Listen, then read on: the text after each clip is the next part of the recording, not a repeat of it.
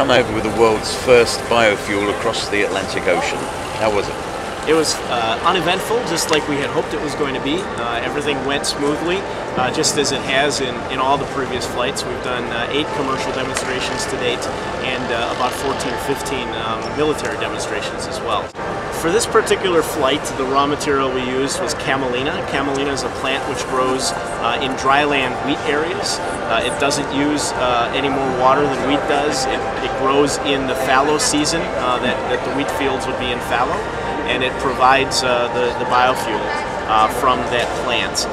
It's a fantastic crop. It provides about 100 gallons of jet fuel per acre. This particular flight, the carbon emissions were 5.5 tons, 5.5 tons less of carbon dioxide were emitted on this particular flight.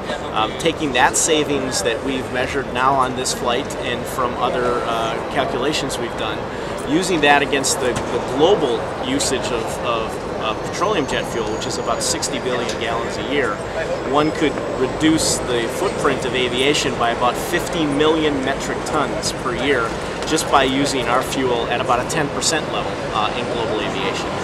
Now, using your fuel, how much more fuel did you use using the biofuel than you would have done using just standard jet fuel? That's the great thing about the Honeywell green jet fuel. The Honeywell green jet fuel was run in the right engine on this plane, with petroleum being run on the left engine of this plane.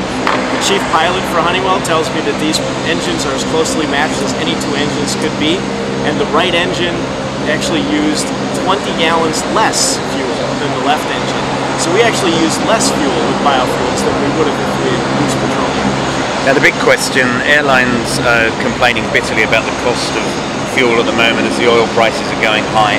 What's going to happen when we get biofuels coming? Is it going to be even more expensive than we'll be paying for gas anyway? Biofuels give the airlines a great opportunity to disengage themselves to some extent from petroleum prices. As petroleum rises, the oil prices for these natural feedstock oils will not rise as rapidly. They're not correlated perfectly. So as the petroleum price rises, biofuels will actually become less expensive and potentially could become even less expensive than standard jet fuel.